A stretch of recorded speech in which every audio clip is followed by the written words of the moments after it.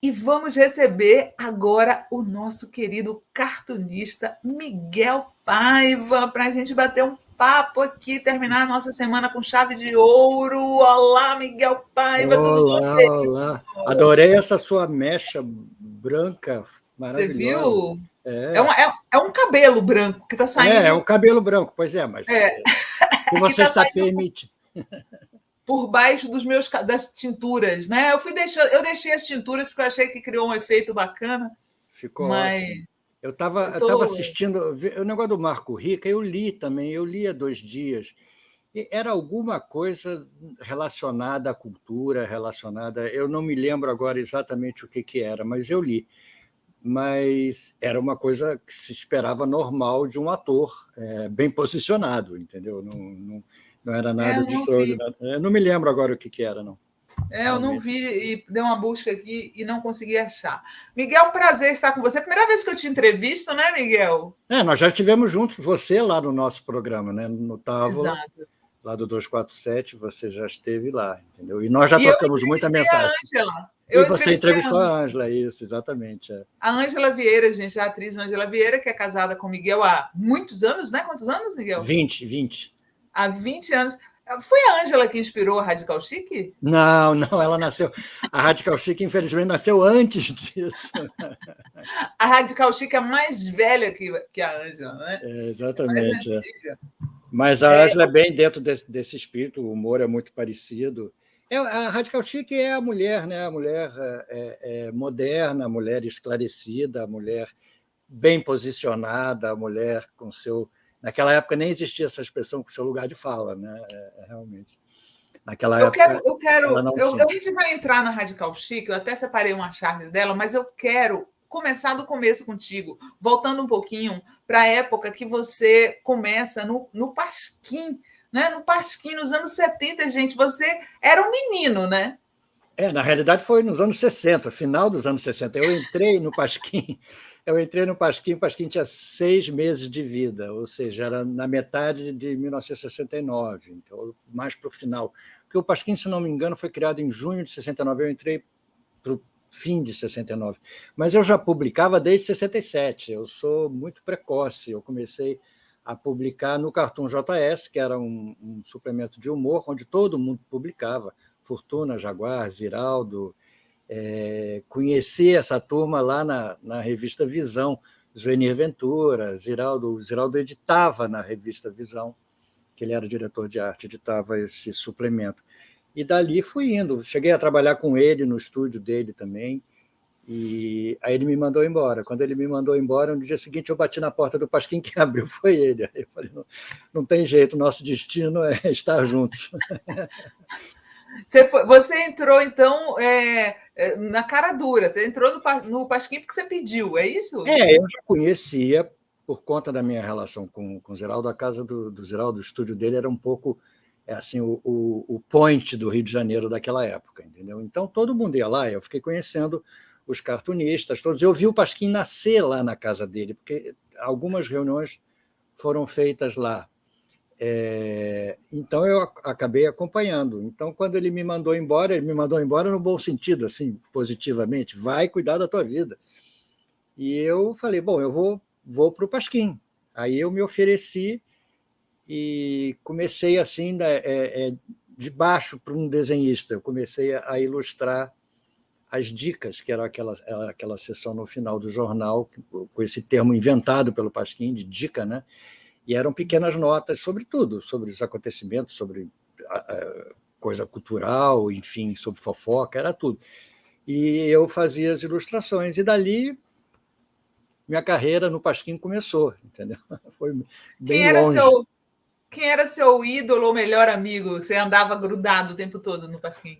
Olha, o Ziraldo sempre foi o meu pai, digamos assim, né? Mas eu me dei muito, eu trabalhei muito com Ivan Lessa e Sérgio Augusto. Ivan Lessa e Sérgio Augusto, nós ocupávamos a mesma sala, que na realidade não era uma sala, era uma garagem. A garagem da casa era a redação, era uma das salas da redação, e era ocupada pelo Sérgio Augusto, acho que Fortuna também ficava lá, mas era mais Sérgio Augusto e Ivan Lessa. Então, O Ivan Lessa passava o dia inteiro cantando músicas americanas, de jazz. Ele faz boa? Ótimo. Ele imitava o Bill Eckstine, que foi um cantor muito famoso. Aí ele cantava com aquela mesma voz grave do Bill Eckstine. Era uma aula de música americana. Quer dizer, né? Eu já conhecia o Rui Castro. O Rui Castro era outro grande conhecedor de música americana, de jazz e tudo. Eu fiquei completo, fiz meu PhD com o Rui Castro e Ivan Lessa. E, de fato, gosto muito, já gostava, mas me introduziram na chamada música americana de qualidade. Ai, então, nossa, muito bom, né? Eram os dois com quem eu me dava mais isso. Sou amigo do Sérgio Augusto desde então. Eu sou amiga dele no Twitter. Convidei-o, inclusive, para vir aqui na entrevista, mas ele disse que ele fica enrolando. Não gosto muito desse negócio de live. Ele não gosta, é verdade. Ele é muito tímido para essas coisas. E ele, de fato, ele participa pouquíssimo dessas coisas. Mas é assim, gente. Se vocês puderem segui-lo no Twitter, ele está lá com Sérgio Augustus. Ele é um dos melhores textos que já existiram na imprensa brasileira. Eu sou fã de carteirinha do Sérgio Augusto, porque ele escreve bem pra caralho. E um grande crítico de cinema, entende de música brasileira, entende de tudo. Qualquer coisa. Ele era, antigamente, quando não tinha o Google, a gente ligava para o Sérgio Augusto, entendeu? O Sérgio Augusto era uma espécie de enciclopédia. Qualquer dúvida que você tinha sobre música, sobre cinema, sobre história do cinema, né? Você ligava para ele e ele te respondia, entendeu? Então, depois ele foi substituído pelo Google. Mas assim mesmo ainda dá para consultá-lo, porque o Google não é 100% confiável, né? Tem versões. E você sabe que eu estava aqui, eu estava pesquisando para te entrevistar, preparando umas perguntas, e aí me veio a seguinte coisa, né? Gente, falavam que o fígado do Jaguar ia ser doado à ciência, porque ele bebeu pra caramba. E o fato é, cá entre nós, que o Jaguar continua vivo aos 90 anos, ou seja, que ele realmente precisa ser um caso estudado pela ciência, né? Mas é preciso esclarecer algumas coisas. O Jaguar parou de beber já tem um bom tempo, porque o médico disse para ele, você escolhe, ou você para de beber ou você morre. E ele escolheu viver, e fez ele muito bem, parou de beber. Mas ele, nessa época que ele parou de beber, ele fez uma conta para imaginar quanto ele tinha bebido de álcool. E dava assim, não sei quantas piscinas olímpicas, eu não me lembro agora quantas eram, mas ele tinha essa resposta, porque ele calculou mesmo. Ele pegou uma pessoa que entendia disso e fez o cálculo. Se eu bebia 3 cachaças, 10 chopes, não sei o que, ele começou a calcular e deu o número exato do que ele bebia. E realmente ele bebia muito. Mas está aí. Sabe que pois é, está vivo. A Lígia Fagundes Telles, que eu contei que ela gostava de tomar todos os dias uma dosezinha de vinho do Porto de manhã e fumar um cigarrinho, também viveu mais de 90 anos, né? Aliás, ontem descobriram que ao invés de 98... 63? Ou seja, não é? Ela mentia a idade. É inacreditável. Incrível. Você sabe a outra... Quando eu conversei com ela, Miguel, eu perguntei a idade dela, que a Folha pedia para a gente perguntar a idade, e ela não quis dizer. Não quis dizer. Você sabe que uma outra pessoa que já faleceu até, que eu conheci, que adorava um uísque, era a dona Mafalda, a mãe do Luiz Fernando Veríssimo, esposa do Érico. E a gente era amigo, eu ia lá muito na casa do Luiz Fernando e conversava muito com ela. E eu sempre levava uma garrafa de uísque para ela, dizia, você é a única pessoa que me dá uísque, porque vem todo mundo aqui me dá sabonete, talco, essas coisas. Eu detesto. Aí ela mostrou um armário que ela tinha na sala cheio de caixa de sabonete, de perfume, de não sei o quê. Aí a gente tomava o uísquinho ali, ficava conversando, era uma figura ótima. Ela gostava muito. E viveu anos. Viveu anos. Deixa eu te perguntar uma coisa, aquela luz da capa do disco ali está te incomodando? Que agora que eu vi, que tem uma capa... Da Nina Simone? Não, Nina tá Simone. não. Não, então tá. Tá não. Não, pode ficar tranquilo. E eu fui entrevistar o Jaguar e eu tinha muita vontade, era para a revista VIP, então era uma entrevista bem humorada, né? E eu sempre tive curiosidade de saber do Jaguar se ele nunca quis comprar um Jaguar, o carro, que eu acho um carro lindíssimo, né? Assim, carro de luxo, de caro. Eu tenho um quadro de um Jaguar, eu fiz uma série de pinturas é de carro. É lindo. lindo. O Jaguar É XK lindo, era uma coisa linda. Aí ele falou assim, claro, claro que eu tive vontade, mas ele gastava, acho que ele chegou até a comprar, viu? Mas disse que gasta muita gasolina, né? Aí ele desistiu, muito engraçado. Ele tinha, o carro dele era o carro usado pelo Pasquim. Ele tinha um Jeep meio feito no Brasil naquela época, não me lembro como é que chamava. O Pasquim tinha 2 carros, o do Paulo Francis, que era um Corcel, e o Jeep do Jaguar, e é que a gente usava para ir fazer as matérias, carro de reportagem. E eu, uma vez, fui preso com o Sérgio Augusto e o Bruno Barreto. Nessa época, era fotógrafo do Pasquim. Ele era jovem fotógrafo, tinha 17 anos, se não me engano. E nós fomos presos ali em frente ao Clube do Flamengo, aqui na Lagoa do Rio de Janeiro, porque confundiram o carro. Aí pararam aquele Corcel, tinha um motorista do Pasquim que dirigia, aí eles começaram a revistar e nós dissemos, o carro... não, eles viram que o carro era do Paulo Francis. Eles disseram, o carro é do Paulo Francis, vocês são do Pasquim? Muito bem, queríamos pegar uma coisa, acabamos pegando outra. E fomos presos, e era o dia do aniversário do Jaguar, inclusive, dia 29 de fevereiro, que o Jaguar é bissexto, entendeu? E fomos em cana, fomos para o DOPS, ficamos quase a noite inteira, viramos a noite no DOPS para explicar que eles acharam texto, laudas dentro do carro, entrevista com não sei quem, entendeu? Foi realmente uma coisa difícil deles entenderem que aquilo era uma coisa normal, porque o Pasquim não era um jornal proibido nem clandestino, entendeu? Nós estávamos ali. E nós estávamos indo, Sinara, entrevistar o Ricardo Amaral, para você ver que não tinha nada de subversivo na nossa missão.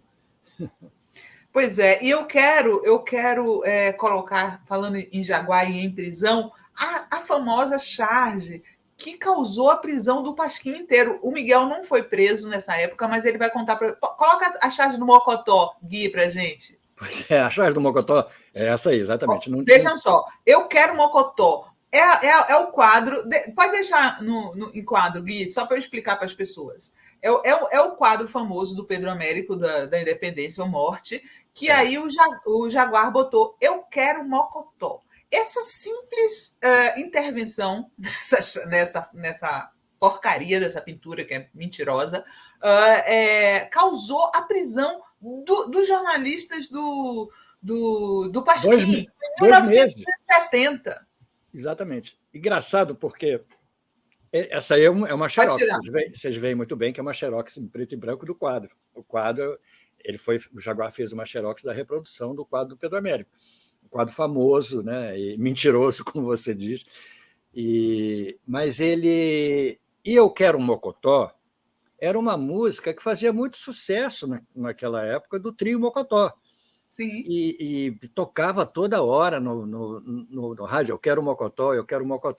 E virou uma coisa assim de sucesso na boca de todo mundo. Quer dizer, era muito fácil você... O que eu vou botar o Dom Pedro dizendo? Ele botou, eu quero Mocotó. Não tinha a menor intenção de derrubar governo, de criticar a independência, nada. Era só uma coisa jocosa, né, sobre... meme! Um meme. Hoje seria o famoso meme, exatamente, eu quero Mocotó. Eu acho que os militares estavam querendo um motivo que eles não sabiam muito bem o porquê. Foi um bate-cabeça tremendo a prisão deles. Prenderam pessoas, soltaram outras. A Marta Alencar estava grávida, foi presa, depois foi solta. O Milor não foi preso, o Enfio não foi preso. Quer dizer, então não tinha muita lógica. Eu acho que eles não sabiam muito bem o que eles estavam fazendo, entendeu? Eu acho que receberam alguma ordem de cima, olharam aquilo, Dom Pedro, Exército, independência brasileira, manda prender. E as pessoas foram presas. Foi ridículo, porque ficaram 2 meses presos, não houve um interrogatório planejado, não houve um processo, não 2 aconteceu meses. nada. 2 meses, 2 meses. Deixa eu repetir aqui para a galera. Passaram 2 meses o Natal e o por essa Réveillon. charge, por essa intervenção de Xerox no quadro do Pedro Américo, porque eles têm um fetiche pela monarquia, os militares, né? É uma coisa incrível, desde Franco, eu acho, né? Porque o Franco, na Espanha, ele deixa o poder para passar para o rei, né? Eles são monarquistas, eu acho que faz parte desse imaginário da tradição família, propriedade, né? Eu acho que tem esse negócio de ser o soberano, né, o monarca. O Bolsonaro tem muito isso, né? Ele não gostaria de ser presidente, não, ele gostaria de ser o rei do Brasil, porque aí você não tem muito compromisso com Constituição, com Congresso, com nada. Você é o rei, pronto, você faz o que você quiser e bem entender. É um pouco a posição dele. E eles têm esse fetiche mesmo, e essa coisa do militar, essa feição conservadora e reacionária e fascista do brasileiro já vem de muito tempo, vem dessa época em que o povo não participava de nada, não havia desenvolvimento social nenhum, não havia eleição, não havia nada, não havia votação, era tudo decidido por aquela meia dúzia de pessoas que mandavam no país. Então, esse pensamento veio passando de geração em geração. Então, a gente se surpreende com esses 30% que o Bolsonaro mantém, mas essa é a parcela que vai ser sempre assim, entendeu? Ou no Bolsonaro, ou no Aécio, ou no que for, vai ser aquela parcela que vai escolher sempre o conservadorismo porque não quer mudança, não quer correr risco. Não é que a mudança vai ser ruim para eles, não. A gente já teve prova disso, 3 governos e meio do PT não trouxeram prejuízo para a mentalidade distorcida deles, mas para o país, então é uma coisa de tradição mesmo, de tradição conservadora. Olha, a Ana Tereza está falando aqui, Paulo Francis, que lembrança, ele seria bolsominion hoje? O que você acha, Miguel? É uma boa pergunta. Eu não sei se ele seria, porque ele era muito inteligente, o Paulo Francis, entendeu? Então, ele era conservador. Ele foi se tornando cada dia mais conservador e morreu de tristeza, deprimido pelo processo que a Petrobras instaurou contra ele, porque ele andou falando e tal. Agora, ele seria, talvez, PSDB, ele seria... Eu não sei, bolsominion eu acho difícil, porque você precisa ter uma cota de burrice muito grande dentro de você, que o Paulo Francis não tinha, realmente, não tinha. Olha só, o Léo está elogiando o seu receiver vintage. Pois é, exatamente. Ele toca, viu? Quero dizer que ele toca. Eu tenho 2, tem um aqui e tem um lá na Serra, na casa que eu tenho lá na Serra, eles tocam, eu toco vinil, eu adoro. E essa mania eu passei para os meus filhos, todos eles curtem, gostam e têm vinis. Eu queria agora, e interessante, né? Porque a gente vai já falar da Radical Chic, mas antes de chegar nela, que foi quando eu conheci o Miguel Paiva, acredito que muita gente te conheceu através dessa personagem, né, Miguel? Mas antes disso, hoje também me surpreendeu que eu não sabia que antes desse período da Radical, durante a redemocratização do Brasil, o Miguel já fazia charges políticas, né? Publicou durante um período charges políticas. Tem aquela da fome. Essa aí, por exemplo, exatamente, isso foi quando a Constituinte, né? quando foi feita a Constituinte. Essa charge tem uma história engraçada, porque eu fiz essa charge, foi um sucesso, eu acho que foi até no Estadão que ela foi publicada a primeira vez. Sim. E saiu, e está em um monte de lugares de página de concurso, ela circula. Não, ela o Sinara, é a charge que eu mais vendo direito de reprodução para livro didático. Olha, eu já vendi essa charge, eu acho que 200 vezes, entendeu? Porque essa charge e uma outra que eu fiz para um livro com a Lilia Schwartz, um livro sobre a história do Brasil, que também é um sucesso, mas essa é impressionante. Essa aí, na época em que, antes da pandemia e antes da crise bolsonarista, que a gente vivia num país um pouco melhor, Toda semana alguma editora me consultava e queria, nem todas que me consultam topam, né? Porque eu estabeleci um preço, né? Porque senão você fica cedendo mais. Por exemplo, vestibular usa os desenhos e não paga nada para os cartunistas. Entendeu? Eu soube que uma charge que eu fiz estava sendo usada no vestibular da Universidade do Rio Grande do Sul. Depois soube. Como é que você vai fazer? Você não... É melhor você achar bom, tudo bem, tá ótimo, estão escolhendo a sua, mas se fosse uma coisa mais organizada, você teria o direito de receber toda vez que publicam, né? Os livros didáticos mantêm uma relação séria, entendeu? E essa charge é um sucesso. Mas eu Deixa eu botar trabalhei ela muito... de novo aqui para eu ler para a galera que está apenas ouvindo o nosso programa. É uma charge que tem duas pessoas e o menino fala, lendo a Constituição, fala: todo brasileiro tem direito à moradia. E a senhora que está com a criança no colo fala: agora lê aquele pedaço bonito que fala de comida, saúde. É bem triste, né, na verdade. Exatamente. E é uma vergonha, né, Sinara, que desde 88, 89, a questão continua valendo, né? Pelo contrário, eu acho que está pior agora, entendeu? Nós estamos vivendo uma situação em que é preciso voltar a ler a Constituição e ver que ela fala de saúde, de moradia, de tudo mais, entendeu? Tá triste a situação. Você imaginava, Miguel, que você teria, na verdade, que voltar a fazer esse tipo de charge? Porque o Brasil precisa, né? Eu prefiro sempre fazer charge. Eu gosto muito de fazer charge. Eu passei um período sem fazer charge. Quando eu fui para a Itália, eu morei 6 anos na Itália, eu não fazia charge porque eu não tinha muito a ver com a realidade italiana. Aí eu comecei a fazer história em quadrinho e desenhei muita história em quadrinho. Quando eu voltei para o Brasil, no período justamente da redemocratização, eu voltei a fazer charge para o JB, para a Folha, para o Globo, para todos os jornais praticamente. E eu gosto muito. Agora, eu prefiro... As pessoas sempre perguntam: é bom ter um país numa situação ruim para você ter assunto? A gente sempre tem assunto, e eu prefiro muito mais fazer charge num país que seja feliz, entendeu? É óbvio. Motivo, assunto para a gente denunciar, para fazer charge, sempre vai ter, né? Porque enquanto tiver liberdade de expressão, você vai ter o que falar. É muito melhor, porque na situação que a gente está vivendo hoje, tem dias que eu faço 2, 3 charges, porque um assunto vai cobrindo o outro. Aí eu vou ver, eu tenho até uma pasta no meu computador chamada Não Publicadas, que são as charges que eu faço e não publico, porque ela é superada pela outra. Quando você vai ver no dia seguinte, aquele assunto já ficou velho, entendeu? Eu prefiro viver num país em que as coisas sejam mais normais e que a gente tenha um povo mais feliz. Eu vou ficar mais feliz também. Jamais imaginei que fosse passar por isso. Realmente jamais imaginei. O Vicente Pontes Pinheiro fala: pense numa live show de bola e de alto nível, essa com Flávio Dino e Miguel Paiva. Valeu, Vicente Pontes, diretor do Sindipetro Rio Grande do Norte, do AEPET. Olha que legal, muito bacana, Vicente. Obrigada.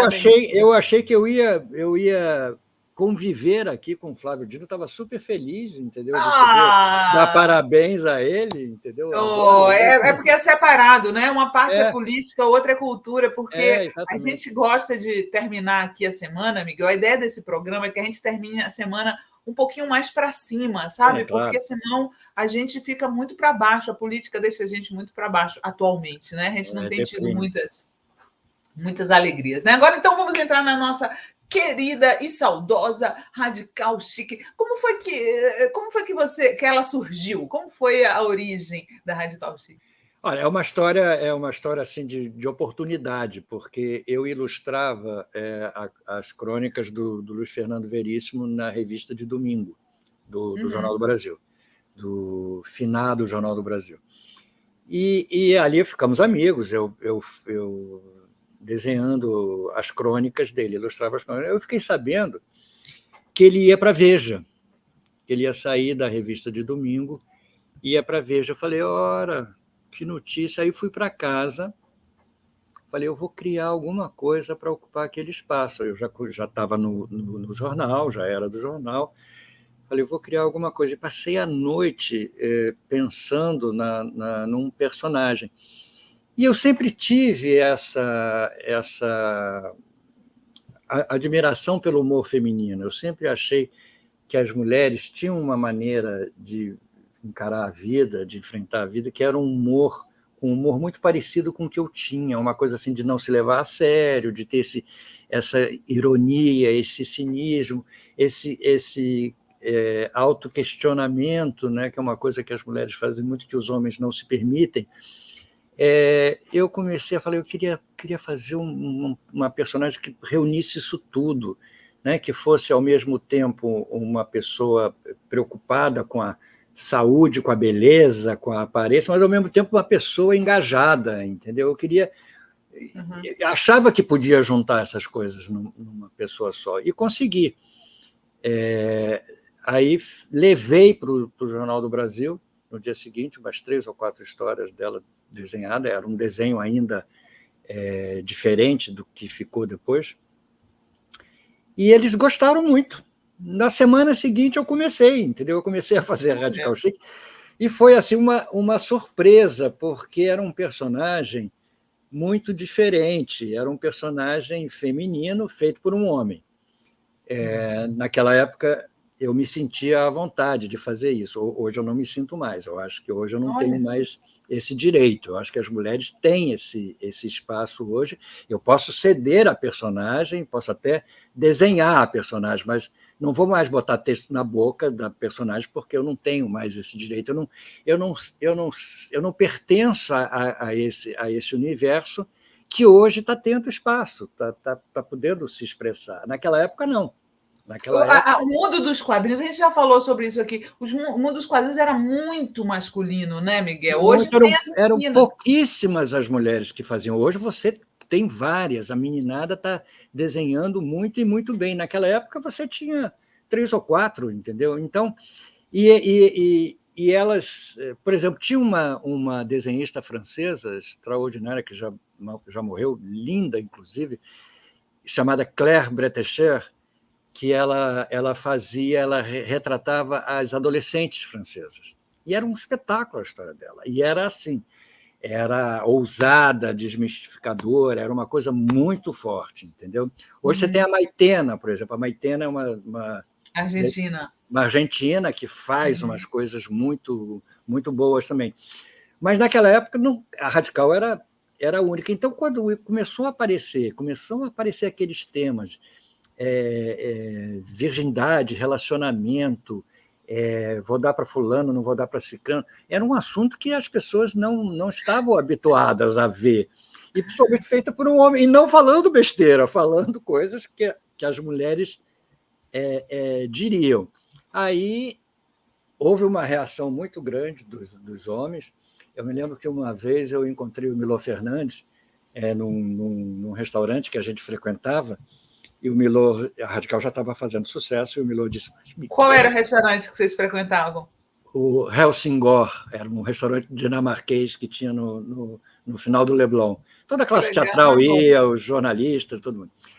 Aí o Milor disse assim, você, Miguel, fazendo um humor a favor das mulheres, o humor não pode ser a favor. Eu disse, Milor, desculpe, eu não estou fazendo um humor a favor das mulheres, estou fazendo um humor contra os homens, contra o machismo. Aí ele eu tive um momento de brilho, assim, de responder a ele isso, porque você vê o posicionamento, né, tipicamente masculino, né, de não permitir que exista um questionamento sobre o seu próprio comportamento, né? Mas eu tive um bom aprendizado. Eu trabalhei muitos anos com a Rosisca Darcy de Oliveira e com a Marisca, a irmã dela. E a Rosisca... Que são feministas famosas. Feministas históricas, né? Então, eu trabalhei, elas tinham um instituto, o Instituto de Ação Cultural, onde eu fazia toda a parte gráfica. Era do Cefêmia, né? A Rosisca era do Cefêmia. Mas antes ela foi... O IDAC nasceu em Genebra, quando ela morou lá. Nós viajamos para a África juntos, com Paulo Freire, era um grupo que foi criado em torno do Paulo Freire. E então eu fiquei amigo da Rosisca desde aquela época, somos amigos até hoje. E foi um aprendizado, porque foi um tempo que eu convivi com ela e entendi, assim como se eu tivesse feito um curso de chinês. Assim, você aprende a falar chinês, mas você jamais será chinês, entendeu? Então, eu acho que eu aprendi a falar a língua das mulheres, a entender, principalmente, mais do que falar, e sem precisar ser mulher, entendeu? Aí me diziam assim, você tem a alma feminina. Eu, no início, achava um elogio, achava interessante. Depois eu passei a pensar, falei, esse é um raciocínio um tanto quanto machista, porque me estabelece um padrão que não é verdadeiro. Eu não tenho uma alma feminina, eu tenho uma alma masculina, que é capaz de entender a alma feminina, que é capaz de conviver. Aí que eu comecei a perceber, entendeu? A diferença, para você ver como era uma coisa massificante, né? Essa coisa do poder masculino, entendeu? E foram anos fazendo a Radical Chic, até um momento que eu achei que não era mais a minha expressão, tinha outras coisas a dizer. Você E as sabe que mulheres agora têm. eu fiquei hoje olhando as coisas da Radical, né? Faz muito tempo que eu não a via, né? E eu até peguei um quadrinho dela para mostrar aqui para a galera. Cadê o quadrinho da Radical? Olha só, vou ler, tá, Gui? Já Tá. fiz um aborto, falha da pílula e de uma camisinha que não resistiu. Não fiquei feliz, mas uma gravidez naquele momento ia colocar em risco meu futuro e minha felicidade. Mas eu tinha como pagar um aborto menos arriscado. E quem não tem dinheiro faz o quê? Recorre a um açougueiro. O direito a um futuro feliz é de todos, com ou sem grana. O aborto no Brasil é um caso de saúde pública e de felicidade pessoal. Gente, eu fiquei de cara com a atualidade desse quadrinho, Miguel. É impressionante para você ver que esse assunto já vem há muito tempo, né? E eu fico feliz por entender, por ter entendido direito a questão, né? É triste a gente estar vivendo. Eu fiz até um comentário num vídeo que eu gravo sempre para o YouTube, sobre isso, sobre o Lula ter falado de aborto e ter sido tão criticado. Eu até entendo que partidariamente ou politicamente, diante das eleições, você tenha que ter um... Mas eu não sei se eu concordo com isso, sabe? Eu acho que as pessoas têm que ser eleitas pelo que elas são, e não porque elas demonstram ser, aí depois, mais tarde, vai... Eu entendo o que você diz também, é o legislativo que tem que cuidar disso, entendeu? Mas ele pode se posicionar, ele não está dizendo ali que ele vai impor o aborto. Como presidente, isso talvez o Bolsonaro fizesse o contrário, né? Se o aborto fosse legalizado aqui. Mas ele está dando a posição dele como homem político em relação a uma questão... Muito boa, apoiei totalmente. Gente, que todos os países, nossos vizinhos aqui, Portugal, todo mundo já passou por isso. Por que a gente tem que se submeter a um mandamento já completamente superado, que é o mandamento evangélico cristão, sei lá o quê, e a gente é obrigado, sendo um país laico, por que a gente não pode discutir esse assunto? Quer dizer, é ridícula essa situação. E eu concordo plenamente com o Lula de ter dito isso, e eu fecho com ele. Claro, temos que discutir essa questão. Eu botei esse quadrinho da Radical Chic porque a memória que eu tinha dela é que ela era assim, aquela pessoa que não pensava tanto em política, que não é real isso, não é uma visão real. Ela tinha uns questionamentos políticos, né? Tinha, porque naquela época a minha preocupação era passar um pouco um universo que tinha sido muito segregado, muito rejeitado, né? Então eu tinha essa consciência de que eu precisava expressar, né? Falar, mostrar o universo feminino. Só mostrando o universo feminino, ela já se tornava uma mensagem política, entendeu? E vira e mexe, dentro desse universo político, tem questões do universo feminino, tem questões políticas enormes o tempo todo. Já se foi o tempo em que, numa assembleia, a mulher não podia se levantar e falar da questão dela, mandava ela calar a boca. Hoje não é assim mais. Hoje as mulheres têm direito e suas questões são questões relacionadas ao mundo, relacionadas à realidade, ao mundo político, a tudo mais. Não tem mais essa distinção, entendeu? Tudo é política, tudo é saúde, tudo é felicidade, tudo é desenvolvimento, vale tudo, não tem mais isso. Entendeu? Então, ela sempre teve esse lado político. Eu, umas 3, 4 semanas atrás, entrevistei a Andréa Beltrão, para o 247. Entrevistei não vi, que delícia! Como se a Radical Chic estivesse entrevistando ela. Eu quero ver isso, eu não vi, Miguel. Está lá no 247. Vou olhar, que delícia. Foi muito legal, entendeu? Foi um sucesso, as pessoas gostaram muito, porque era a Andréa respondendo enquanto pessoa, né? E a personagem que ela interpretou fazia as perguntas. Foi muito legal, foi super interessante. Foi até uma ideia do Luiz Costa Lima, que me pediu para fazer isso, entendeu? 247. Que legal. Foi ótimo. Veja só, eu ia te perguntar se você acha que a Radical Chic teria se tornado burguesa, mas eu já vi que você já respondeu isso em outras entrevistas, dizendo que, na verdade, ela se tornou maconheira e mora em Mauá. Tipo você, né? Eu não sou maconheiro. Não da maconha, não, mas da parte de Mauá, né? Eu não sou maconheiro, mas sou inteiramente a favor da legalização. Não tenho nada disso, é uma questão de eu gostar de Coca-Cola ou não, entendeu? Eu disse isso porque isso era uma maneira que eu tinha de situá-la, né? Eu não quis matá-la como o Angeli fez com a Rebordosa. Então eu deixei ela aposentada. Se eu precisar que ela volte, ela volta. E ela mora em Mauá. Eu não tenho casa em Mauá, eu tenho casa aqui em Itaipava, que é mais perto. Mauá é bem Mauá é mais hippie, né? Mauá é bem mais hippie, exatamente. Então eu gostei de trazer esse lado hippie dela, entendeu? Porque eu acho que os hippies foram tão injustiçados depois, entendeu? E como a gente falou agora há pouco, tiveram uma importância política tão grande, entendeu? Durante a guerra do Vietnã, durante essa transição do pós 68, né? Dessa desilusão que foi no mundo todo, entendeu?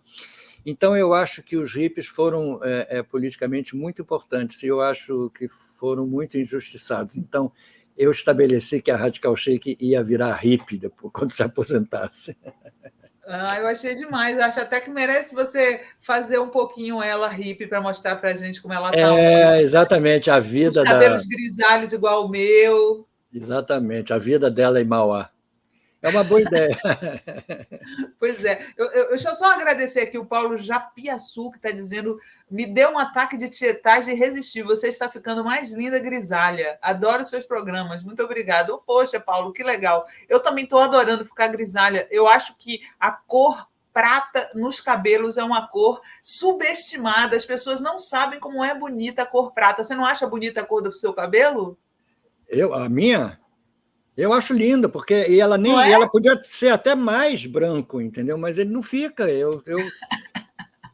Todo dia eu acordo, olho, não, está igual há muitos anos, entendeu? Ele é grisalho, mas ele mantém uma sombra escura ainda. Aqui dos lados, né? Ficou mais aqui. A minha barba é toda branca, a minha barba realmente é muito branca. Quando eu deixo, ela fica muito branca. Aí me envelhece um pouco, entendeu? Me derruba um pouco a barba branca. Mas o cabelo não passa disso. Mas eu acho lindo. Pois é, eu acho super bonita. E a cor, se vocês vissem pessoalmente, é uma coisa de louco de bonito, eu acho, né? Enfim. É muito bonito. E o Manuel Justino de Jesus de Oliveira fala: enquanto o povo não entender a política, sempre seremos um país pobre. Eu queria perguntar para você, pegando o gancho da Radical Chic, você acha chique ser radical? Eu acho que os tempos mudaram. Eu gosto de ser um radical. Eu acho que o radical é aquele que tem coragem de de romper, tem coragem de transformar, claro. Eu acho que não necessariamente chique, mas eu acho que fundamental, entendeu? Ser um radical, entendeu? Eu acho que a radical chique, hoje ela é muito mais radical do que chique. Ela assumiu um posicionamento assim muito mais diante da realidade, né? É difícil você não assumir um posicionamento mais contestador, entendeu? Então eu acho que para ela ser radical é cada vez mais chique, entendeu? Não há dúvida. Quando eu criei o chique dela, era um pouco o que os escritores americanos daquela época, Tom Wolfe, né? Tom Wolfe, que foi o que criou o título, né? Porque naquela época, nos anos 60, era muito comum você ver uma burguesia florescendo em Nova York, principalmente, e se relacionando com os Panteras Negras, se relacionando com pessoas radicais. Então, as festas misturavam aquela gente toda. Então, daí que surgiu o termo radical chique, que eram as pessoas que, ao mesmo tempo, tomavam champanhe. Aí eu fiz até uma das primeiras chás, não sei nem se foi a primeira, da radical, era dizendo: a verdadeira radical chique segura na mão direita uma taça de Dom Perignon e na mão esquerda o livro de pensamentos do Mao Tse-tung. Então essa era a definição dela, entendeu? Ler Mao Tse-tung tomando champanhe. Que engraçado você falar isso. Você viu a série do Woody Allen no Prime? Eu até escrevi a respeito sobre isso, porque é exatamente isso. O Woody Allen é casado com uma senhora, ambos são da burguesia liberal dos Estados Unidos, né? E aí ela passa o tempo inteiro com um copo de vinho na mão, até na hora de dormir. Ela está com vinho até na hora de dormir. Aí, de repente, aparece uma subversiva na vida deles que apresenta a ela o livro vermelho de Mao. E ela passa a andar com esse livro vermelho de Mao para cima e para baixo. Eu escrevi no meu site sobre isso. É tão engraçado, porque as frases de Mao, ela vai soltando as frases de Mao durante. Parece a radical chique mais velha. Hoje a gente sabe que o Mao Tse-tung andou chupando essas frases dos filósofos chineses todos da época, né? Mas era na época que apareceu. Eu li o livro vermelho todo e era muito interessante, era uma coisa nova, né? Você estava ali lidando com um assunto que ninguém falava, entendeu? Aí o Godard fez o filme A Chinesa, que era um filme chatíssimo, mas era muito interessante, entendeu? Era aquela personagem teorizando o tempo todo, entendeu? Então, quando ele falou do suicídio do intelectual, que o Mao Tse-tung pregava que o intelectual tinha que se suicidar, aí eu comecei a questionar. Eu achei, gente, eu acho um pouco estranho, eu não vou fazer isso mesmo, entendeu? Então, deixa eu aqui tirar proveito do que tem de bom, mas me suicidar intelectualmente eu não vou. Entendeu? Você se acha esquerda festiva? Olha, eu sou uma pessoa de esquerda, sempre fui, e adoro uma festa. Se isso é ser esquerda festiva, eu não sei.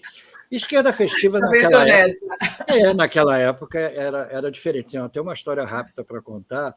Quando eu comecei a desenhar no Cartoon JS, que era esse suplemento que o Ziraldo fazia, eu fiz naquela época existia o Cinema Paissandu aqui no Rio, que eu não sei se você sabe a fama do Cinema Paissandu. Era um cinema que passava todos os filmes do cinema francês, alemão, do cinema iraniano, tudo. A Novelle Vague toda passou no Paissandu.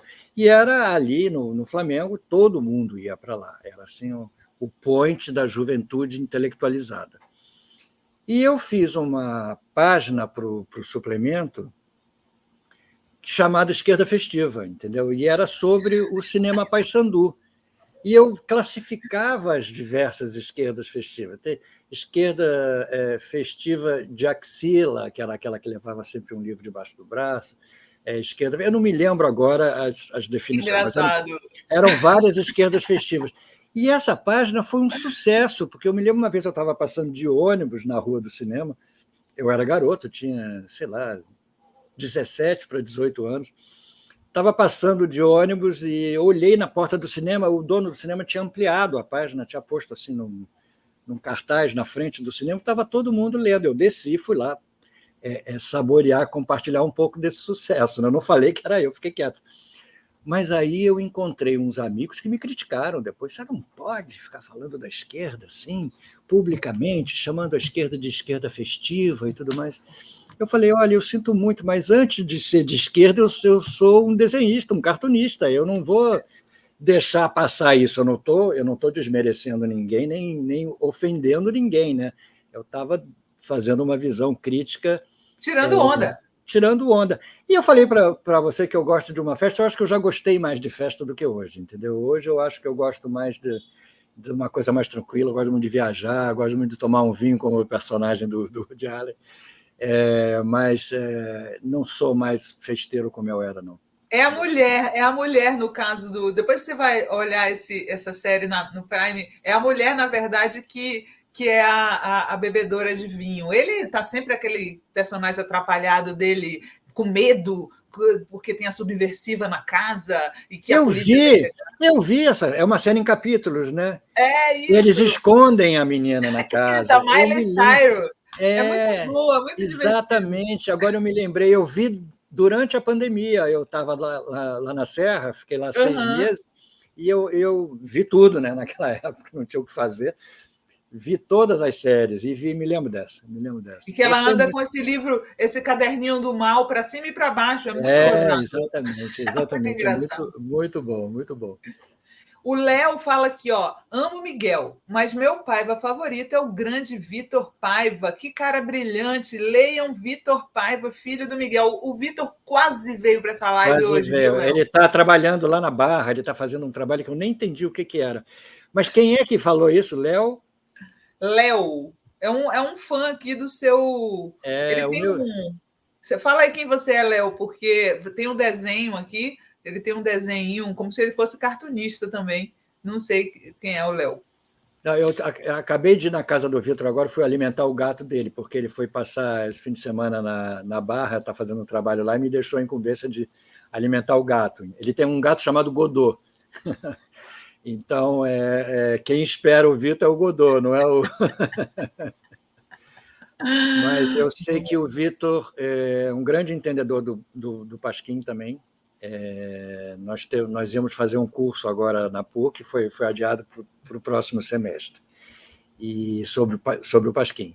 E o Vitor é doutor em letras e tudo, é um intelectual com todos os filhos que eu tenho. Você tem quantos filhos? Olha, eu tenho, na realidade, somando tudo, são 5, mas eu tenho uma enteada, um enteado e 3 filhos diretos, só que cada um de uma mãe diferente. Então, você vê que eu sou uma pessoa um pouco confusa na minha vida amorosa, entendeu? Agora eu estou casado com a 4ª mulher de quem eu não tenho filho. Tem só a Nina, que é minha enteada, primeira enteada, a primeira filha mulher que eu tenho, porque eu só tenho filho homem, entendeu? O enteado também era homem. Aí a Nina veio para ser a enteada mulher, exatamente. Mas quando junta tudo... e todos se dão super bem, é uma família tradicional. Modern Family, da Ana Teresa está falando aqui. Eu quero te perguntar, eu perguntei para você onde foi parar a Radical Chic, eu também quero te perguntar, e o Ed Morte, como ele estaria hoje? Ed Morte também, gente, é uma delícia os gibis do Ed Morte. Eu gosto do filme, eu acho o filme bom. Não sei o Miguel, depois daqui a pouco ele comenta. Mas eu adoro os quadrinhos dele com Luiz Fernando Veríssimo, Ed Morte. Super divertido. Onde estaria Ed Morte hoje, Miguel Paiva? Olha, foram 10 anos, né, que a gente fez o Ed Morte todo dia, entendeu? Fizemos 5 livros e muitas tiras, realmente foram muitas tiras, foi uma relação muito boa. O Luiz Fernando Veríssimo foi assim, uma convivência de um aprendizado fantástico para fazer tira. Ele é realmente um craque para isso, não só como escritor. Ele adora desenhar também. Ele disse que não sabe desenhar, mas ele desenha para caramba. Desenha para caramba, exatamente. E a minha relação com ele começou na época em que eu morava em São Paulo e ele em Porto Alegre. E ele me mandava os textos do Ed Morte, naquela época, por fax, E o fax era péssimo naquela época, para você ver quantos anos tem. O fax nem funcionava direito. Então, a Lúcia, a mulher dele, me mandava a folha de fax, eu recebia, não entendia nada, porque vinha tudo apagado. Aí ela me ligava e lia para mim tudo que ela tinha mandado. Não adiantava nada o fax, entendeu? Porque eu tinha que anotar tudo. Mas foi uma época fantástica. O Edmorte, ele virou série de TV, virou filme, né? O Paulo Betti fez o Edmorte, fez muito bem, aliás. Muito bom. Eu só não entendi por que eles tiraram o bigode do Edmorte. O bigode do Edmorte era uma característica do personagem. É verdade. Eu sei, eu fui a primeira pessoa que desenhou o personagem, porque o Luiz Fernando só escrevia as crônicas. Aí a primeira crônica que ele fez do Edmorte, eu estava no Jornal do Brasil, fazia as ilustrações. Aí eu desenhei o Edmorte já do jeito mais ou menos que ele ficou depois, quando virou tira. E o bigode era uma peça definitiva, porque ele tinha uma tira que ele dizia, o Edmorte era assim, sorria para um lado e o bigode ia para o outro, entendeu? Então, como é que você vai tirar essa característica do personagem, entendeu? E eu não entendi por que eles tiraram o bigode. O Fernando Caruso também fez o Edmorte no Multishow, o Luiz Fernando Guimarães fez o Edmorte num programa que foi um fracasso, que eu não entendo porquê. Quer dizer, eu acho que pelo menos eu conheço 3 versões. Nenhuma delas tinha um bigode. Eu não sei qual é o problema com o bigode do Edmorte. Ah, que louco! E hoje ele estaria onde, na sua opinião? Seria bolsonarista? Não, acho que não. Ele estaria investigando aí essas mortes que não têm solução até hoje, entendeu? Eu acho que ele estaria envolvido em algum crime desses que não foram decifrados, entendeu? Acho que ele estaria na cola do Queiroz. Na cola do Queiroz, exatamente. Bolsonaro e o rabo preso, porque era assim, os títulos eram ótimos das histórias, entendeu? Com a mão no milhão, foi ele. O crime o sumiço do zagueiro central era outro. Disney World Blues era o outro livro. Todas as histórias tinham os títulos assim, que o Luiz Fernando é um grande leitor de história policial americana, como eu também sou. Adoro também. E a gente se divertia fazendo as histórias. Gargalhava, né? Porque a gente se sentia não só fazendo aquelas histórias, como debochando daquelas histórias, entendeu? Era muito bom. Era realmente. Eu acho que o Veríssimo teria mais problemas hoje com o analista, né? O analista de Bagé, que era hilário, mas hoje não é politicamente correto, né? Não, e você sabe, eu tenho relação com o analista de Bagé, com a velhinha de Taubaté e com a de Morte. Eu sou casado com esses personagens do Veríssimo. A velhinha de Taubaté, quando eu fui para Bandeirantes, o Fernando Barbosa Lima que era o diretor-geral de lá. E o Fernando queria botar a velhinha de Taubaté no programa. Queria inventar um quadro para a velhinha de Taubaté. Falou com o Veríssimo, aí o Veríssimo disse para ele assim, pede ao Miguel Paiva que o Miguel Paiva faz. Aí o Fernando Barbosa Lima me chamou, nós transformamos uma atriz, já bem idosa, na velhinha de Taubaté. Então, ela entrava nos jornais, nos telejornais, fazendo comentários sobre política. Falava, era naquela época não sei se era Sarney. Deixa eu só fazer um parêntese aqui para o pessoal mais jovem que não sabe, a velhinha de Taubaté era um personagem do Veríssimo que acreditava em tudo que o governo falava. Então é assim, Bolsominion é a nova velhinha de Taubaté. Eles só que ela era uma velhinha, ingênua, acreditava naquelas histórias. As histórias daquela época não eram tão terríveis quanto as de hoje. O governo era um pouco menos... mas a velhinha, aí eu transformei a velhinha, e nós fizemos a velhinha durante muito tempo, a velhinha, eu sei que eu fiz. E o analista de Bagé tinha virado uma peça de teatro com o Pereio. O Pereio fazia o analista de Bagé, estava sendo um sucesso. Aí o Cláudio Cunha, que era um produtor que já morreu, comprou os direitos e chamou a mim e ao Zé Rodrigues, nós éramos parceiros, eu e o Zé, fizemos musicais juntos, trilha de novela, teatro, um monte de coisa.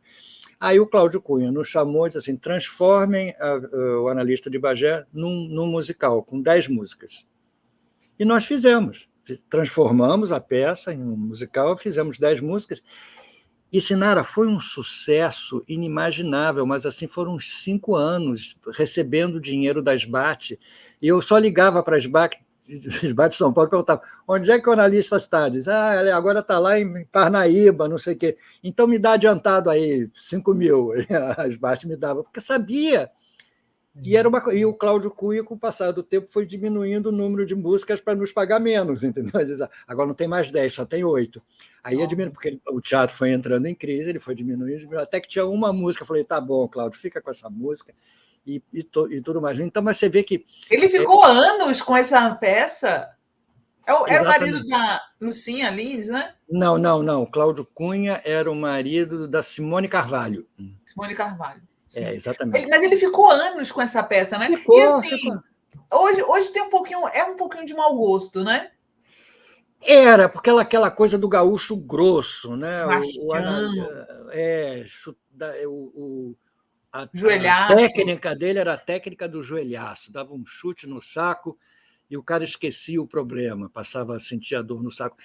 Era uma coisa que é bem gaúcha, que é bem uma crítica à maneira folclórica, né, dos gaúchos, mas é um personagem que também teve a sua época. Entendeu? Aí não faria mais sentido. A velhinha de Taubaté, não, eu acho que ela resiste. Nossa! Está aí os bolsominions que não nos deixam mentir. O marido da Luciane é o Cláudio Tovar. Troquei de Cláudio aqui. Deixa Cláudio eu. Tovar. Mas eu acho que a velhinha de Taubaté hoje seria assim, fã do Fernando Henrique, por exemplo. Ou fã do, sabe, pessoas assim mais que simbolizavam mais uma coisa mais de Do elite, pensamento. mas um pensamento assim. Ela não seria fã do Bolsonaro, não. Aí Mas assim, o que eu falo é a característica do Bolsonaro de claro, acreditar tudo que o cara fala. Né? Eles acreditam em tudo. Eles acreditam que tinha câmera para filmar a tortura, Miguel. Pelo amor de Deus. O Eduardo Bolsonaro não falou agora, não criticou É isso. não criticou a menina, como é? Miriam Leitão. Miriam Leitão, dizendo: como? Eu não acredito na sua denúncia, cadê as imagens? É de uma burrice sem tamanho, entendeu? Calcular. Fora a canalice, é uma coisa realmente para enganar os trouxas, é isso que você diz, entendeu? Ele fala isso, aí o pessoal diz: tá vendo? É mentira, ela está inventando essa história. Onde chegamos, né, Sinara? Onde chegamos? Que ponto chegamos? Nossa Senhora. Deixa eu mostrar para vocês agora um pouquinho uma charge que é do momento atual do Miguel, para a gente passar para falar um pouquinho de como que é ser chargista hoje na era Bolsonaro. Coloca aquela última charge para a gente, Gui, do ministro da Educação. O livro Caixa, né? Olha só, como ministro da Educação, fui a favor dos livros Caixa. Achei muito bom. Ô, Miguel, faz um tempinho que o Aroeira, né, seu colega lá no 247, ele foi acionada a Lei de Segurança Nacional por causa de uma charge, né? Olha que loucura. Como é que você faz, que paralelo você faz entre ser chargista hoje e na época da ditadura militar? Olha, eu não me lembro na época da ditadura militar, ter sido acionada a Lei de Segurança Nacional contra um chargista. Isso eu não me lembro. O pessoal foi preso. Eu fui preso 2 vezes, mas era ditadura. Não havia suposta democracia, nem Constituição, nem nada disso. Essa coisa de acionar a Lei de Segurança Nacional vai um pouco de encontro a isso que você estava falando. É uma burrice, talvez planejada, entendeu? É um desespero, vamos fazer, causa um efeito. Só que eles não imaginam que o efeito que causa também é contrário ao que eles esperavam. A charge que o Aroeira fez, uma charge brilhante, onde o símbolo da Cruz Vermelha vira a suástica, eu não sei que que culpa eles sentiram ao ver isso, né? O que o Aroeira estaria criticando na presidência da República para eles acionarem a Lei de Segurança. Acabou virando uma coisa muito maior, porque foram 200 chargistas ou mais fizeram a charge continuada, e a charge acabou ganhando menção honrosa no prêmio Herzog. Então, acabou tendo uma repercussão muito maior do que teria se ele tivesse deixado a charge sem interferência. Isso é que eles não entendem. O fato de não haver censura dá a dimensão real de cada coisa. As coisas só funcionam se elas forem, de fato, boas. A charge era ótima, funcionaria. Funcionaria dentro do que ela teria que funcionar. Veio a censura, ela assumiu uma dimensão muito maior, entendeu? Então, hoje, eu acho que houve outras ameaças de charge proibida também, mas morreram porque foi julgado inconstitucional, você não pode inibir a liberdade de expressão. O problema hoje é que a gente tem também um outro tipo de censura não intencional, entre aspas, que é a censura virtual, que são os algoritmos, entendeu? O Instagram, o Facebook estabelece um padrão que você não tem com quem discutir. Então, acaba sendo uma conversa muito de gente burra, porque você vai dizer o quê? Aí o Instagram proíbe a sua charge porque você está instigando o suicídio. E aí, como é que você vai para... Exatamente. Então, fica difícil você estabelecer um verdadeiro padrão de expressão, porque você precisa das redes sociais, você precisa delas, porque a imprensa impressa praticamente desapareceu, você vive hoje das redes sociais, então se você tem uma censura por cima disso, que não tem com quem discutir, né, aí é complicado, entendeu? Realmente fica muito difícil. Está tocando alguma coisa aí. É meu telefone, só um minutinho. Já estamos terminando. Peraí. Alô? Tô. Perguntaram se ainda estava na entrevista, né? Pronto, resolvido. Já estamos terminando. Você acha que... Não precisa terminar, não. É só porque não sabia. A pessoa não sabia. Sim. Você acha que nos tempos de hoje, a censura das redes, então, está sendo mais prejudicial a vocês do que a do governo? Não tem tido... A censura do governo existe de outras maneiras, assim, nos editais, no atentado contra a cultura, no desmonte dos projetos culturais, no estabelecimento de novas regras para aprovação dos editais. Isso tudo é uma censura, porque você acaba estabelecendo padrões que inibem a manifestação espontânea de quem está habituado a criar teatro, música, livro, qualquer coisa. O próprio que está nas manchetes agora, o Fundo de Desenvolvimento da Educação, que costumava comprar livros didáticos e tudo, passa a comprar Bíblia, passa a comprar livros que interessam a eles. É uma censura. Os editais não aprovam mais projetos que falem de questões ligadas a gênero, a questões de gênero, a nada disso. O projeto de teatro, projeto cultural tem que ser circo, tem que ser... Nada contra, mas você não pode estabelecer isso como regra, você acaba estabelecendo uma censura a todas as outras manifestações.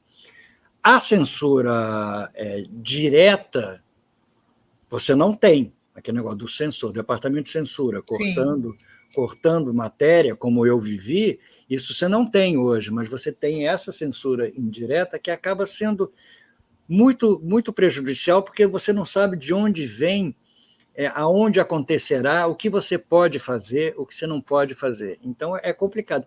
E a censura das redes sociais é o imponderável, porque é baseado num padrão que você não consegue entender. Por que certas coisas podem, por que outras coisas... Às vezes você é censurado no Instagram e no Facebook não. é muito doido, entendeu? É realmente muito doido. Mas eu acho que a mais grave é esse desmonte cultural que está havendo no governo, que ou a gente encerra esse governo no final desse ano para poder resgatar lentamente, gradualmente, a cultura que foi completamente soterrada, ou vai ser triste o nosso futuro. Qual que é a tua expectativa? A minha expectativa é a melhor possível. Se não houver um golpe, e eu acho que não há mais clima para isso, eu acho que vai ser um resultado, eu não sei como vai ser, e nem sei o que o Bolsonaro pode fazer de outubro até janeiro, esse período que ele vai perder as eleições e que o período... Não, se não houver um golpe, Lula ganha isso? Ganha. Quanto a isso, eu não tenho dúvida, não. E se for para o segundo turno, vai ter um apoio maciço, eu acho. Entendeu? Pode ser até que ganhe no primeiro turno, mais Sim. apertado, com algumas divisões ainda na própria esquerda e tudo muito mais. Voto branco e nulo, né? Muito voto branco e nulo e tal, mas se for para o segundo turno, aí é maciço. Eu não vejo porque a gente não teve essa experiência. O Lula nunca perdeu. A gente não pode esquecer isso. Nunca perdeu como? Ele perdeu, sim. 3 vezes. Não, depois que ganhou. Pelo amor de Deus. Não, perdeu antes, mas depois que passou a vencer, ele venceu 2 vezes seguidas, entendeu? É verdade. Ele virou uma pessoa difícil de se derrubar. Eu até estava vendo ontem, ele perdeu para o Collor, né? Para o Fernando Henrique. Fernando Henrique 2 vezes. E Fernando Henrique 2 vezes, exatamente. Mas Sim. Foi ali, né? Já prometendo. Pois é. Eu acho que eu só temo as coisas que eles sabem fazer nas redes sociais, porque eles sabem. Eu acho que há um controle um pouco maior hoje. Entendeu? Naquela época, na eleição de 2018, a gente estava meio despreparado. Foi uma surpresa o Witzel, foi uma surpresa o Bolsonaro, essa gente que fez uso das redes sociais e a gente não estava esperando. Ingenuamente, a esquerda se deixou enganar. Comemos mosca, exatamente. Hoje já não é assim. Hoje nós temos um controle, o TSE está muito mais atento. Eles têm uma missão, eles vão entrar para a história também, não somos só nós que vamos entrar para a história, todo mundo vai entrar para a história. O Alexandre de Moraes, lá os próprios 2 ministros do que o Bolsonaro colocou lá, por mais que eles sejam bolsomínios, eles vão entrar para a história também. E eles não querem entrar para a história, para o lixo da história, eles querem entrar, pelo menos, para o salão dos fundos da história. Então, é mais complicado. Você não tem mais tanta facilidade. O Alexandre de Moraes vai ser presidente do TSE na época das eleições. Ele já é enfesado, ele já está com a faca nos dentes. Nunca falei mal. Exatamente. Ele já está querendo briga, entendeu? Se não segurarem, entendeu? Ele vai para frente. Quem diria, né, companheiro Xandão? Quem diria? Nunca falei mal. Exatamente. Ô, Miguel, a gente está chegando ao fim aqui da nossa entrevista e, como todos que vêm aqui no nosso programa, você trouxe 2 dicas culturais para a galera que está nos assistindo. A primeira delas é um filme e uma série, tá, gente? A primeira, fiquei super interessada, um eu já vi, o outro não. A primeira é A Amiga Genial, que está em cartaz na HBO. Não achei foto do cartaz em português, então eu coloquei essa cena para você das 2 amigas, né? Pelo visto, é uma história que acompanha 2 moças desde pequenas juntas. Aí eu quero que o Miguel explique por que você indicou este filme, essa série para a galera.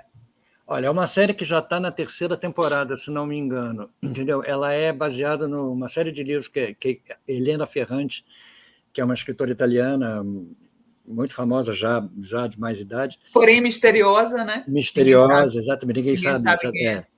E ela escreveu essa série, foi muito sucesso, é passada boa parte dela, o começo dela, pelo menos, em Nápoles, numa época, na virada dos anos 50, 60, no pós-guerra, que Nápoles estava sendo reconstruída. Então, é toda uma história passada na periferia de Nápoles, com aquelas famílias bem típicas de Nápoles, e 2 meninas brilhantes, realmente, 2 meninas bem diferentes uma da outra, mas ambas brilhantes de modo diferente, e a história acompanha a evolução delas, o crescimento delas, os namorados, os colegas de colégio, tudo, até que uma delas vira uma grande escritora, se casa, vai morar em Florença, em Milão e Florença, e a outra continua em Nápoles, mas a que é escritora é fascinada por essa outra, porque essa outra tinha todo um despudor que ela não tem, entendeu? Então, essa eterna contradição entre as duas.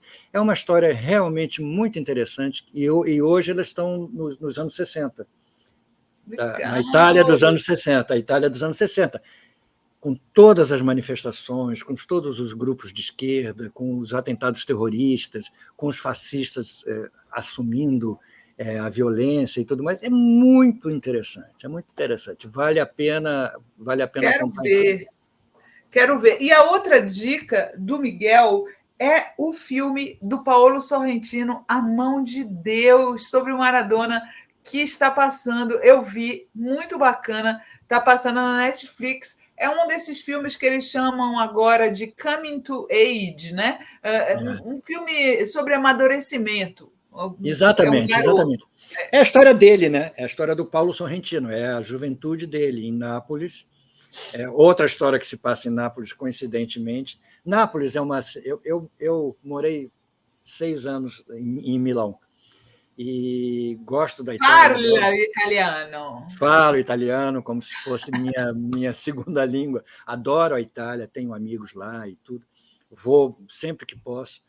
Mas Nápoles é assim, é como se fosse o fígado, não o coração, o fígado daquele país, entendeu? Onde tudo acontece, onde as coisas vêm, as coisas impuras todas passam por ali. E Nápoles é uma cidade efervescente, né? E o Sorrentino é de lá. E eu nem sabia que ele era de lá. Para mim, ele parecia sempre ser um romano, porque ele fez filmes passados em Roma, e A Grande Beleza, por exemplo, foi o grande filme dele. E ele fez esse filme sobre a juventude dele, que coincide na época que o Maradona vai jogar no Nápoles. Então, foi uma comoção na cidade da ida do Maradona. Houve uma junção de empresários com o Banco da Itália, com o Banco de Nápoles, para juntar dinheiro para comprar o passe do Maradona. E o Maradona foi para o Nápoles, e o Nápoles ganhou o título italiano. Quer dizer, muito louco. É um santo, né? É um milagre, é uma coisa assim que realmente... E eles misturam um pouco com aquele gol que o Maradona fez com a mão contra a Inglaterra, que o Maradona dizia que tinha sido a mão de Deus, entendeu? Então, mas é um filme muito bonito. E na Netflix, onde o filme está, tem um documentário que eu não me lembro agora o nome, um documentário que é sobre o making of. É um documentário que o Paolo Sorrentino, ele mesmo, conta como foi fazer o filme, entendeu? Então, vale a pena. Eu gosto da Itália, gosto do Sorrentino, gosto do Maradona. É um filme muito terno, gente, sobre a relação familiar, aquele filme tipicamente italiano de família. Aquela personagem, né? da tia louca. Tia linda que ele se apaixona, sexy, né? Toda nua, a tia fica nua no barco, assim, com a família toda no barco, a tia fica ali. Ela não era louca, ela era completamente solta, livre, né? Linda, e ele se apaixona por ela. É muito bonita aquela relação deles dois, entendeu? O filme é muito bonito, vale a pena. A Mão de Deus. Olha só, muita gente aqui mandando mensagem. A Geisa Costa Meirelles, Sinara, como sempre, excelente programa. Maria José Rosa Teixeira, eu assisto essa série, a série que você citou. Maria Marta Antunes, que entrevista gostosa que você está fazendo com o Miguel. Nildemar Marino, uma boa entrevista, um cara valoroso. Você fez sucesso aqui, viu? Tem um monte de gente aqui adorando. É um prazer enorme conversar com você. Imagina, poderíamos ficar horas aqui, mas já estamos há 2h30 aqui no programa, o pessoal já deve estar cansado. Já até me ligaram aqui para saber se já tinha acabado. Eu vou te chamar, vou falar com a Regina para você ir lá de novo no Távola, para a gente falar um pouco de política e cultura. Combinado. Tá bom? Miguel, foi um prazerzão conversar com você. Muito obrigada. Beijo grande, continue aí com o seu trabalho maravilhoso. Beijo para todos. Tchau, tchau, gente. Valeu. Tchau, bom final de semana.